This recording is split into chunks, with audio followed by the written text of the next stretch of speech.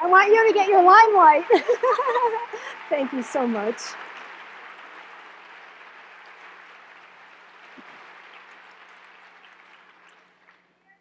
Thank you so much.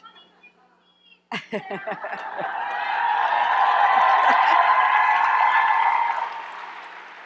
you.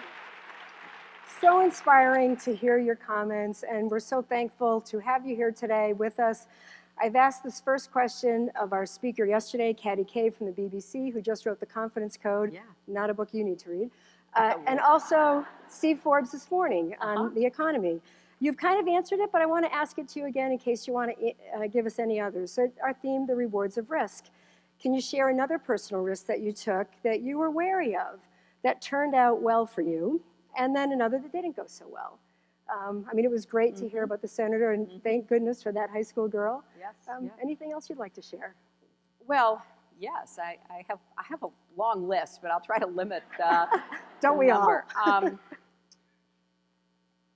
I think when I decided to run for president in '07, I knew it was a risk, and I knew it would be difficult. I didn't really anticipate how difficult it would become, but it was incredibly challenging. And although I did not win, as you all know, I feel like I learned so much. And I saw so much in the country that really affected me, the stories that people told me that they kind of entrusted with me. So it was a risk. It didn't turn out to be successful in the kind of linear way that one might look to, but in so many other ways, it was an amazing set of experiences. I also know that I was part of one of the decisions during the first term of President Obama's presidency that was a huge risk, namely the decision to go after Bin Laden. And for me, that was that was very personal because, as I said, I was a senator from New York on 9/11, so I saw what had been done to people, to our city, to our country, and I was just determined as a senator, and then even becoming Secretary of State, that we had to do more to get the man who had planned the mass murders of so many people, not just in our country, because there were the attacks on the trains in Madrid and on the subways in London and so much else.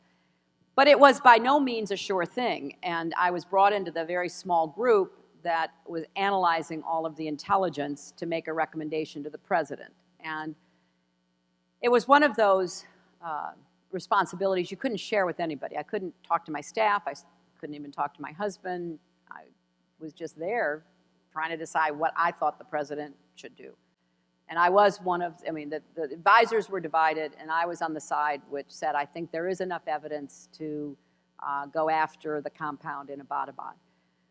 Ultimately, it was the president's decision. It was a very difficult decision. But those of us who had recommended he do it also were holding our breath for a long time. I'll tell you a little quick funny story. So the Saturday night before the attack on May 1st, the following Sunday, I was at the wedding of one of Chelsea's really good friends, a young woman I'd known since she was in junior high school.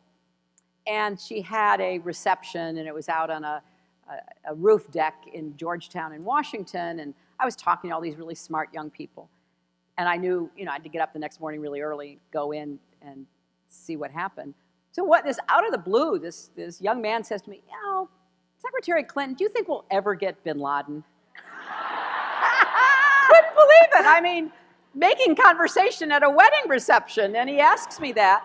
I said, I sure hope so. And then I can't stay. I got to go. I'm so nervous. So, that risk that the president took, that I and others advised him to take, was the right thing, turned out. For more information about our sponsors, click on the highlighted links. If you're interested in becoming a sponsor and having your logo behind me, for thousands of people to see, contact me at sponsor@creradio.com or click on the highlighted link.